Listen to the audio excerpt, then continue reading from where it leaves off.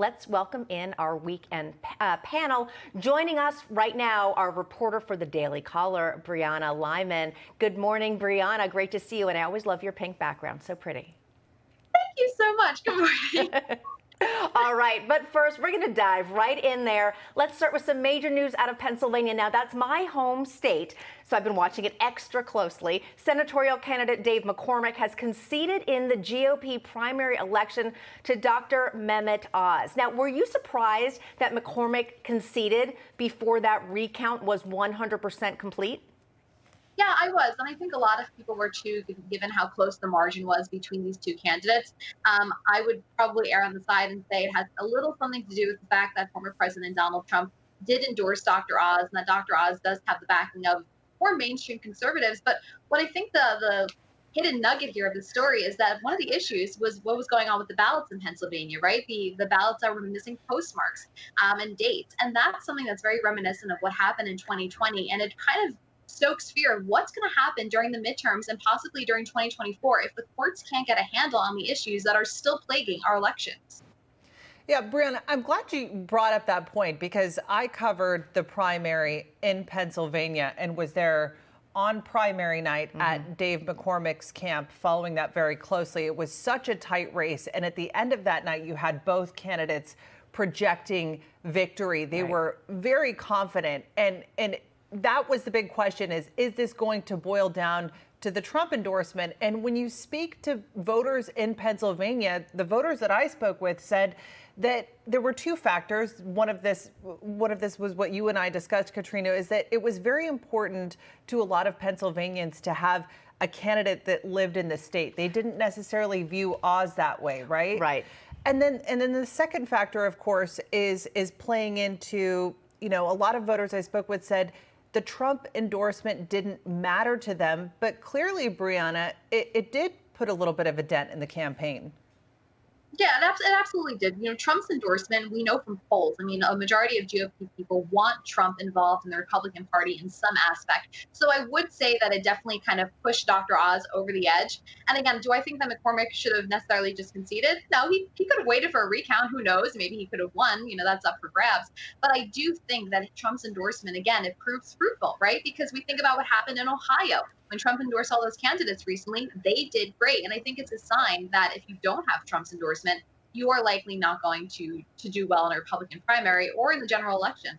Yeah, we're going to expand our panel because that's what we like to do here. Let's welcome in national affairs reporter for the National Review and Newsmax contributor, John Fund. John, we want to bring you right in. Dr. Oz, but let's talk about his Democrat opponent, John Fetterman. Now, he is just weeks removed from suffering a stroke that he claims nearly took his life. He remains without a specific timetable for returning to the campaign trail. And I know his cardiologist recently came out and said that the stroke was a result of heart disease. He has had a pacemaker put in, although the doctor does say he is stable. Tell us about these health concerns. How will this impact the upcoming election? Well, I wish Mr. Fetterman a quick return to the campaign trail, but it appears that he was not fully forthcoming with voters. And that's going to be a problem for him because if the voters feel that they're not getting the full story from a candidate, they're going to start suspecting that maybe there are other problems that the candidate might have or other positions on issues that he's not taking.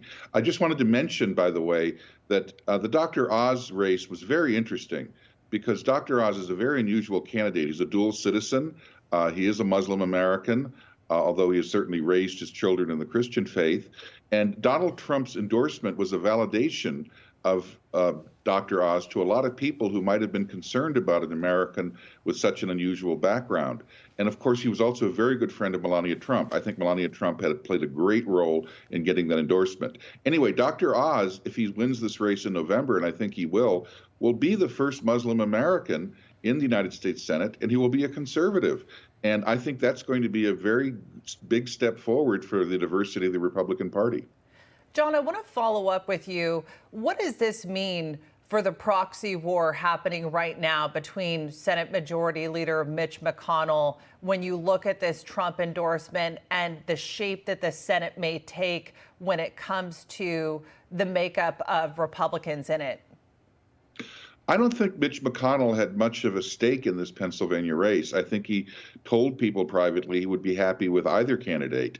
I think when Dr. Oz, if he wins, comes to the United States Senate, I think he's going to want to work with other senators, and that means working with Mitch McConnell. So I don't think he's going to be taking orders from Donald Trump. I think he's going to try to recognize that the best way to represent the people of the state of Pennsylvania is to get other senators to like him, to know him, and I think he'll become an expert on health issues because Dr. Oz, as you know, for 20 years has been involved in preventive medicine and has a lot of expertise in that area. Yeah, great point on that one. It'll be interesting to see how that plays out, of course, with the midterms coming fairly quickly. We're going to change gears just a little bit. We're going to go to President Biden. He's continuing that blame game that we've become used to, claiming he was not made aware of the baby formula shortage until April. Let's take a listen. We need to ban assault weapons and high-capacity magazines. And if we can't ban assault weapons, then we should raise the age to purchase them from 18 to 21. I respect the culture and the tradition and the concerns of lawful gun owners. At the same time, the Second Amendment, like all other rights, is not absolute. All right, so that was a different clip than what we had anticipated playing. But once again, lots of deflection going on here, whether it's blame or kind of changing the game, changing what's being discussed. Brianna, let's talk a little bit about just kind of the general kind of constant changing of what President Biden says in different forums that are often contradictory. It's contradictory. He also exaggerated what the assault weapons ban did back in the 90s. He kind of, went on the edge here. And I think the bottom line, this speech, what it comes down to is nobody should be taking a lecture from a man who left, 300,000 guns in Afghanistan, who was protected day in and day out by weapons. And he's going to try and tell us that you have to have these strict gun control measures. The Second Amendment is not absolute. I would beg to differ. I tell him reread the Constitution, and the bottom line is that it comes down to this is what the founders warned about. They warned about dictators who wanted to use any excuse under any guise to strip away your Second Amendment and other rights. And President Biden is very exemplary of exactly what we were warned about. Right. All right. Brianna and John, thanks so much. We're going to see you again in the next hour. So much more to cover right here on Wake Up America. Hey, I'm Rob Finnerty. Thanks for watching. If you enjoyed this video, please join the conversation in the comments below. Don't forget to subscribe, too. Hit the bell icon to be alerted to breaking news. And remember, there's a whole lot more on Newsmax TV, America's fastest growing cable news network. Newsmax TV, where real news for real people.